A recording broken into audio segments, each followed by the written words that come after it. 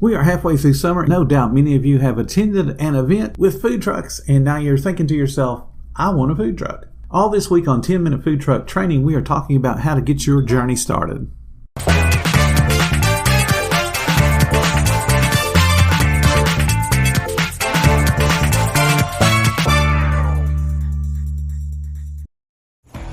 This episode is brought to you by Honda. Introducing the all-new, all-terrain Honda Passport Trail Sport, the most off-road capable Honda Passport Honda has ever dreamt up. The Passport features increased ground clearance, roof rails on all trims, and available specially developed all-terrain tires. And you'll stay comfortable with tri-zone climate control and available features like heated and ventilated front seats and a panoramic moonroof. Learn more at honda.com/passport. Hi, and welcome to 10-Minute Food Truck Training Cast. My name is Bill Moore, founder of foodtrucktraining.group. I often hear people say, I want to start a food truck. The very first thing I ask is why? And the answer I get most frequently is, my food is to die for. People love it. They love my recipes. They tell me I can sell $1 million worth, so I want to give it a shot. And I'm going to tell you right now that unfortunately being a great family cook does not translate well to the public. And like my dad always said, free food always tastes better.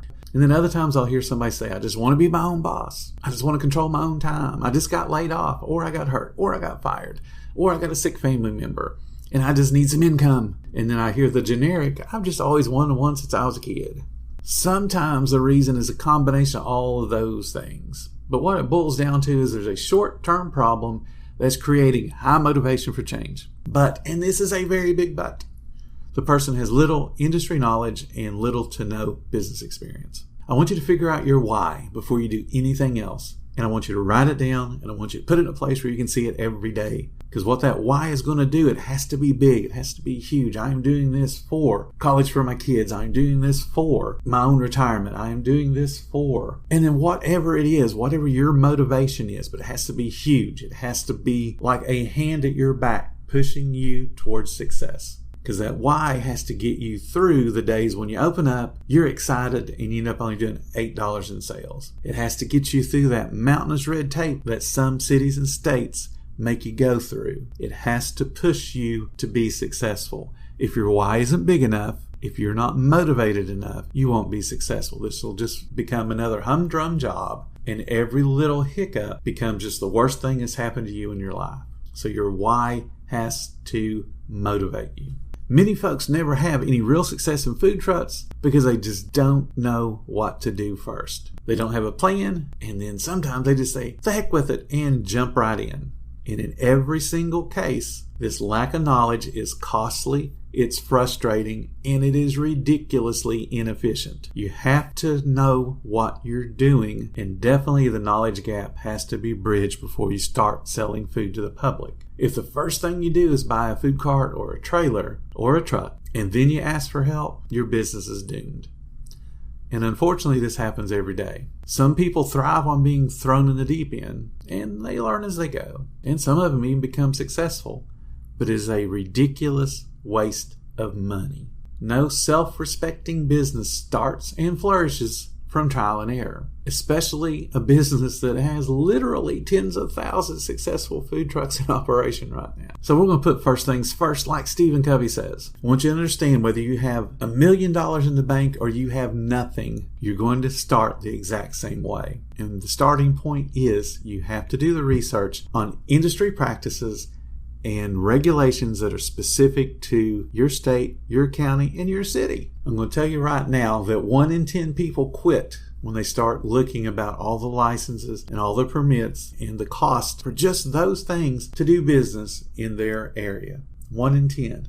What I want to caution you is you're not ready to look at equipment sites yet. So when you do your research, and how you do that research is to put in starting a business in, and then whatever your city is, then whatever your county is, and then whatever your state is. So you have 3 different searches going just on getting a business started in your area. And sometimes when you do that, the equipment sites will come up first. I'm going to tell you right now that the health department in every state has broken links. So when you're reading down through something and it says click here for form XYZ, and you click there and you'll get that 404 error that says this page is not found. So you can't expect a business that's not associated with the health department, like a food truck manufacturer who says we have all of the health department rules and regulations here, click here and we'll help you get started in your state, to keep all of those links updated. If the people that are operating that website, the health department itself, can't keep their own links updated, there is no external business like a food truck trailer manufacturer that's going to keep those links updated as well. So you're not even going to mess with those.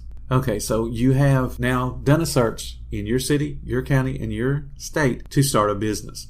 The next thing you'll need to do is, again, city, county, and state. But the question now for your search engine is starting a food business in city, county, state. So you have 3 more searches going.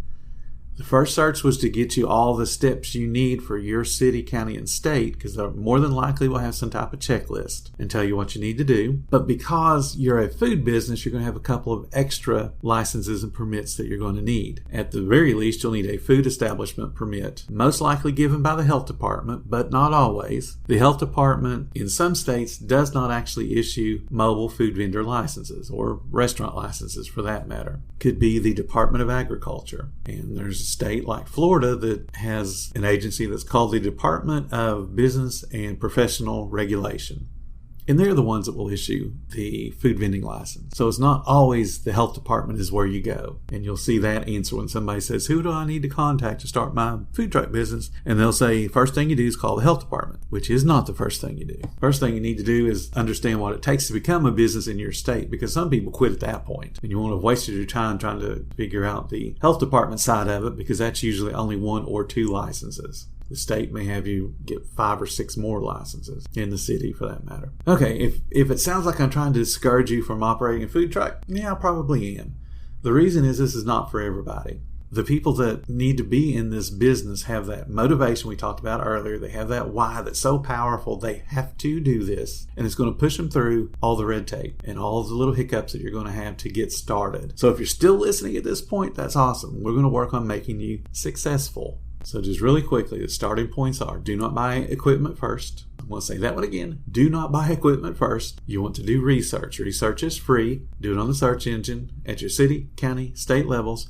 Starting a business, and then specifically starting a food business. On the federal level, you'll need to get an EIN, which stands for Employer Identification Number. Basically, that's a social security number for your business that establishes your business as being a separate entity from you. And you're going to nurture that business just like you would a child, and you're going to do the research just like most people when they have a kid. They buy one of those books that say what to expect when you're expecting. Most every new parent has looked at those books, either bought it or borrowed it. So the same deal with starting a business. You want to get all the information long before you're there. I want to give you one little tip before we end this today. When you're doing your research, you're going to have lots of questions, because a lot of the terminology and a lot of the processes will be very unfamiliar to you. So you can expect that. That's no problem. What you do want to do is write down all your questions and then figure out who you need to ask those questions of. You want to get it from the officials. Again, not a Facebook group. You want to contact whatever department has created that question and talk to them directly. Hopefully you can find an email, and if you can't, you'll find a contact phone number. In either case, the process is simple. You make the phone call, you write the email, you send it off, you ask your question specifically.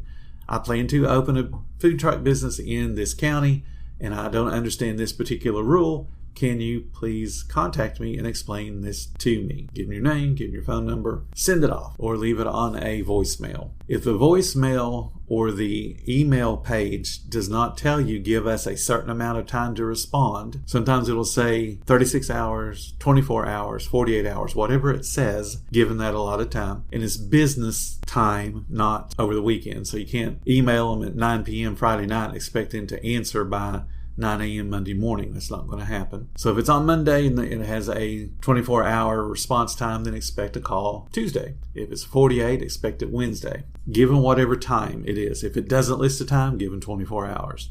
If they haven't responded, you are going to send them a second email, and you're going to say, this is my second request for information on XYZ subject. Can you please contact me at, leave the email, leave the phone number, send it off. And you're going to do that process 5 times. So whatever their stated return phone call policy is, you're going to do that 5 times. If they don't have a stated response, then you're going to give them 24 hours. And again, do it 5 times.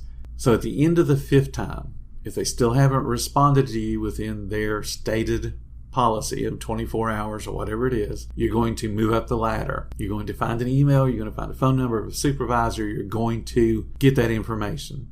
It's there, you just have to look for it and move up the chain. And you're going to be a little bit more serious this time. I have tried now 5 times to get this information. No one in this particular department is responding to my request for information. Can you please contact me yourself or have someone from your department contact me about this question? And then list the question. And then give them the same amount of time as what the other phone calls you had been doing or the other emails had been listed for time to wait. If that person does not respond to you, you're going to give them the same opportunity. This is the 2nd time. Contacted your office to ask for information. Can you please have this question answered, and email me or call me at, and give them your information. If they don't respond to you by that 2nd one, whatever the time frame is, you're going to move farther up the ladder. And I mean way up the ladder at this point. Because now you have 7 contacts that you've left that they've chosen to ignore. You're going to move up to the head of the department and you're going to contact them directly. And if you have to write them a letter, then write them a letter. But you're going to contact their office and do the same things. I have gone through 7 contacts with the frontline facing people and their supervisors, and no one is answering me back for this particular question. Can you please answer it for me? I can guarantee you'll get a response, because people at that level don't like dealing with frontline questions and frontline guests or frontline people. They're not accustomed to it. It makes them really, really uncomfortable. They can put on the show and give you a good answer, but they don't like dealing with you because that's not their job. Their job is to get the people underneath them doing different activities to move that department forward. So when somebody that has a question and it gets ignored, it really bothers them. So you give them the opportunity to respond to you. If they choose not to, then you're going to contact the governor of your state or the lead county commissioner or the mayor or the city manager or whoever is the executive in charge of that particular area. And you're going to write them a nice little letter, and you're going to send the letter with the receipt request so that you know it got to their office. And you're going to say, I have now tried 8 times to get this answered, 5 at the frontline level, 2 at the supervisory level, and 1 at the department head level. No one seems to care about doing their job. Can you inspire one of those people to help me out? I guarantee you're going to get an answer. Because again, the governor doesn't want people upset. The governor doesn't want people to not vote for him. The governor doesn't want this to get blown out of proportion because one of the departments is not functioning properly. So the people that tell me, I've waited 2 months, I waited 3 months, that's on you. You've chosen to wait. You get active. You go out and make things happen. You don't let somebody tell you, well, we'll get back with you in 3 to 5 business days, and tell you that 5 times in a row. You're setting up your own problem. Tomorrow, I'm going to give you a list of questions that you should be asking those local officials to make sure you understand what you're getting yourself into. If you're enjoying our chats, please support the podcast by clicking that support button and giving a monthly donation. Or if you only have room in your budget just for a one-time small donation, I've got a link in the description for that as well. Either way, it absolutely means the world to me. Being around like-minded people is an awesome thing, and I have a group called Food Truck Training. We help people get started in their business and answer all kinds of questions. We're on Facebook, and there is a link in the description. Thank you guys so much for listening, and as always, stay profitable, my friends.